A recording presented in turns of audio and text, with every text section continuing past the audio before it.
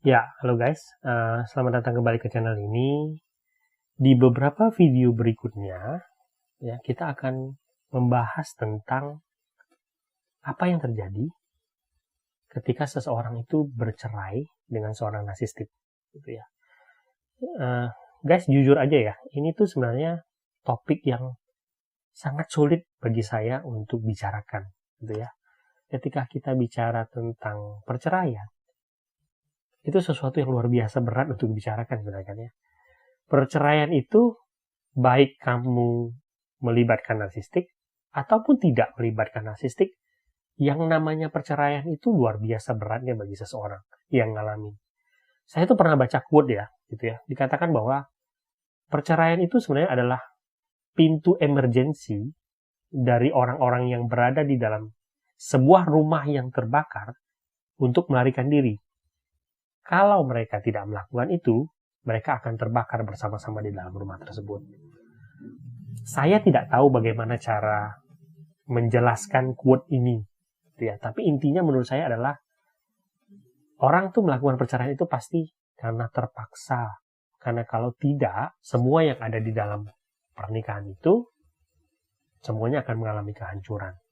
Nah, hari ini kita mau bicara tentang apa sih yang sebenarnya dirasakan oleh seseorang atau kehidupan apa yang dialami oleh seseorang ketika misalnya dia sudah berpisah atau bercerai dengan seorang narsistik, gitu ya. Video ini untuk kalian-kalian yang mungkin mengalami ini, tapi nggak tahu gimana cara memberitahu orang lain apa yang kalian alami. Atau kalian-kalian yang punya kerabat, orang terdekat, yang bercerai dengan seorang narsistik, semoga kalian bisa lebih memahami apa sih yang mereka rasakan ketika mereka bercerai dengan seorang narsistik, gitu ya. Jadi mari kita mulai. Apa yang terjadi ketika misalnya seseorang bercerai dengan seorang narsistik?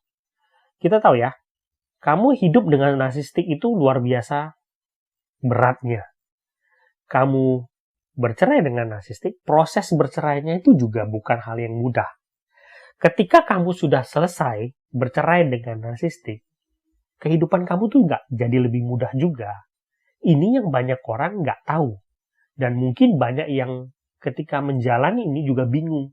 Kenapa hidup saya juga nggak berubah? Gitu ya. Jadi ini beberapa hal yang terjadi ketika misalnya seseorang bercerai dengan seorang narsistik. Pertama, gitu ya guys ya, kita kan tahu ya, saya udah pernah bilang bahwa efek narcissistic abuse itu tidak gampang hilang dari seseorang. Walaupun kamu udah berpisah dari seorang narsistik, efek narcissistic abuse itu tetap nancep di dalam pikiran kamu, di dalam mental kamu, gitu ya. Dan bentuknya itu adalah trauma. Dan narcissistic abuse itu mengerikannya itu karena impact-nya itu kan 2 kali lipat.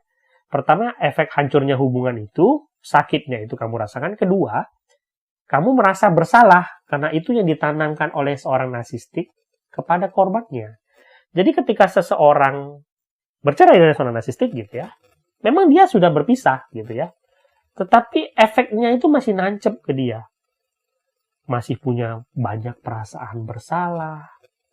Hidupnya itu masih seperti paralyzed. Teman-teman tahu paralyzed nggak? Lumpuh gitu. Hidupnya ketika bersama dengan narsistik, ketika dia sudah pisah, itu kelihatannya masih sama.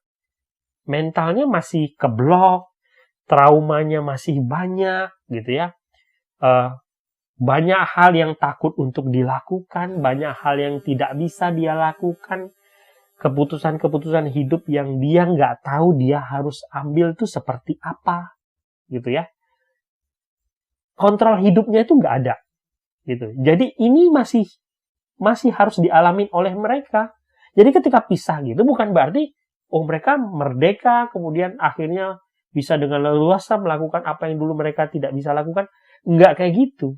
Penjara dalam pikiran mereka, trauma di dalam pikiran mereka, itu masih kuat mencengkeram para korban pernikahan dengan narsistik tersebut. Gitu ya. Ini nggak banyak orang bisa memahami. Gitu ya. Jadi mereka berpikir, kenapa sih kamu hidupnya ya kayak gitu-gitu aja gitu ya. Nggak bisa ngambil kontrol hidup kamu gitu misalnya. Mereka tuh bukannya nggak mau, mereka tuh terbiasa, terkekang oleh si narsistik, terbiasa dikontrol oleh si narsistik, dan sekarang walaupun misalnya ikatan itu udah lepas, mereka nggak tahu gitu. Mereka nggak tahu bagaimana mau bergerak kemana, mengambil keputusan apa, dan bayang-bayang ketakutan, punishment gitu ya, itu masih kuat sekali mencengkram di pikiran mereka. Ini yang terjadi pada seseorang yang misalnya bercerai dengan seorang narsistik gitu ya. Itu satu. Dua, jangan berpikir bahwa ketika mereka sudah berpisah dari si narsistik, narsistiknya tuh udah nggak ada lagi di kehidupan mereka. Banyak kasus narsistiknya tuh masih berusaha ada di kehidupan mantan pasangannya dia. Gitu ya. Jadi jangan berpikir bahwa narsistik itu akan rela melepaskan supply-nya dia. Enggak. Ya, narsistik itu biasanya ya, mantan pasangannya itu akan tetap berusaha menghubungi dia, gitu ya, mengontrol dia, menyerang dia, ya, entah dari sisi manapun yang mereka harapkan bisa terjadi, korbannya itu tetap menteror mereka. Dan mereka tuh masih kebingungan ketika, oh, udah selesai masalah ini, sudah selesai pernikahan ini, saya kok masih terteror, gitu ya.